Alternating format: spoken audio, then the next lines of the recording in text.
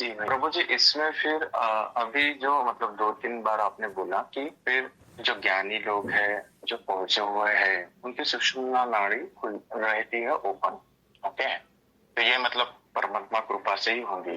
तो सुषुम्ना का और ओपन होना और फिर ये जो सातों चक्रों का भेदन करके सहस्त्रार से फिर वो आकाश को ये करके चिदाकाश में जाना, ये सब, तो ये परत वापस मतलब रवि भैया जी ने बताया ये कि ये कृपा साध्य है, ये क्रिया साध्य नहीं है।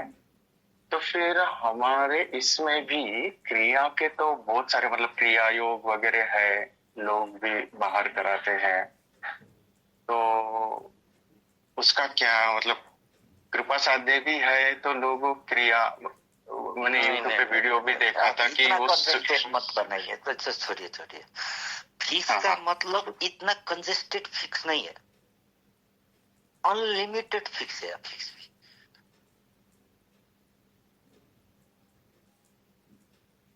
अब इसको कैसे समझाए मैं, समझे बात कि ये ऐसा मतलब ऐसा तरीका की फिक्स भी नहीं है कि वो फिक्स भी मतलब कुछ जैसे आप एक मैं आपको प्रैक्टिकल हिसाब से चलाता हूँ, समझाता हूँ। जैसे आप क्या करते हो, आपकी प्रोफेशन क्या है? मैं मतलब मैकेनिकल इंजीनियर हूँ, काम करता हूँ एज ए प्रोजेक्ट लीड करके, मतलब कंप्यूटर पे काम चलता है मेरा। हाँ ठीक है, प्रोजेक्ट देखते हो ना आप, क्या करते हो? प्रोजेक्ट बनाते हो, तो एक वर्ष के लिए तो आप प्रोजेक्ट तय करते हो। जी जी।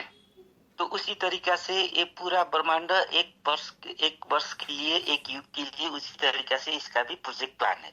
ठीक है, टेंटेटिव प्रोजेक्ट प्लान बोलते हैं उसको ना, टेंटेटिव प्रोजेक्ट प्लान।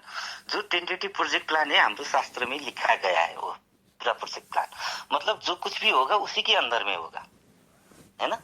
तो उसमें प्रोजेक्ट प्लान, जिस तरह आपका एक साल का प्रोजेक्ट बनाते हो, आपने एक लक्ष्य तय किए, तो उस प्रोजेक्ट के अनुसार का हिसाब से चलने के लिए आपका कर्म तो प्रतिपल तय करता है ना, क्या करना क्या नहीं करना, क्या करना क्या नहीं करना, क्या करना क्या नहीं करना, है ना।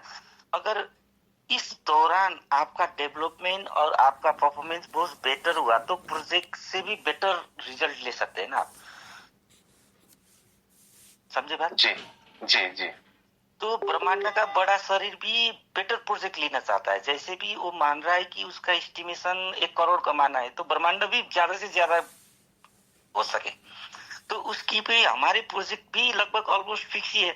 हमारा नियम फिक्स है, हमारा इन्वेस्टमेंट फिक्स है, हमारा सोर्स फिक्स है, हमारा साधन प्लानिंग सब कुछ फिक्स है, लेकिन उसमें बीच में चेंजेस होते जाते हैं। उसी तरह हमारे भाव शरीर में वो चीज चेंजेस होते जाते हैं, प्रतिपल जो नीडेड है, तो वो चेंजेस और फिक्सेस, चेंजेस एंड फिक्सेस प्रतिपल उसका होता जा रहा है। लेकिन चेंजेस एंड फिक्सेस भी उसी का आधार पर होगा जो हमारा मास्टर प्लान है, समझे? जी जी जी। क्लियर समझे या अलियली जी जी वाला समझे? नहीं क्लियर समझ गया। वो मास्टर प्लान के हिसाब से ही भाव शरीर में भी वो जो मतलब क्या बोलूं उसको, संकल्प जो ये आ रहा है भाव में भी कि हाँ मैं ये नहीं ये करूंगा, ये सही नहीं ये गलत है, वो भी मास्टर प्लान के हिसाब से है। हाँ, तो मॉरल ऑफ द स्टोरी तो वो मनस में आ गया, वो चेतन में आ गया, इंडिविजुअल में आ गया। वो आपको ब्रह्मांड से, जैसे मान लो कि एक वृक्ष का बड़ा सर इससे छूट के आपके पत्ते में आ गया विचारो, अब वो विचार अब आप ही को असर करेगा, वो सारा ब्रह्मांड को, आपकी इवेंट से तो ब्रह्मांड का छोटा सा घटना इफेक्ट करता है ना आपकी घटने से, तो एक्चुअली तो आपके विचार में आने लगा ये अच्छा बुरा का मतलब ये हो गया कि ब्रह्मांड से छूट के अब आपके अंदर आ गया। उससे पहले तरंग आने से पहले जो भाव में आता था, तो भाव से वो तरंग आपसे भी भेज सकता है, उसी भाव को दूसरे को भी भेज सकता है, क्योंकि भाव शरीर तो सबका एक ही हो गया ना जी। तो वायुमंडल थ्रू आपका मनुष्य में आने का मतलब चेतन शरीर जितना आपका चेतन एक्टिव है, दिमाग जितना एक्टिव है, मन जितना एक्टिव है, वो तक आने का मतलब ये हो गया कि वो आपका पार्ट आ गया। इसको ना सेपरेटली इंडिविजुअल समझने से बहुत आसान रहता है। वर्ष ही कर रहा है तो अभी वो कैसे कर रहा है, क्योंकि विचार वगैरह भी हमें उसी से आ रहे हैं, प्री डिसाइडेड है सब कुछ। तो हमें सब कुछ तो हम कर रहे हैं ना, किसी और के थ्रू कर रहे हैं, मतलब आत्मा से कर रहे हैं, तो आत्मा तो अक्रिय है भैया। एक लास्ट फॉर्म अक्रिय है, उसके बाद सब सक्रिय है। उसके बाद के लास्ट फॉर्म जो आत्मा है, जो परमात्मा जो बनते हैं, वो अक्रिय है, वो ऐसा है। लेकिन उसके बाद की तो जो आती है ऊर्जा है, वो सारे सक्रिय, वो ऊर्जा सारी प्रकृति है ना, प्रकृति है, वही क्रियामान है, वही क्रियाशील है, वही है सारे कुछ। उसके बाद की है स्वरूप निकल के फिजिकल स्वरूप में आके फिनिश होती है। तो हमारे अंदर वो लाइट थ्रू से विचार थ्रू होके हमारे शरीर से कृत्य होता है।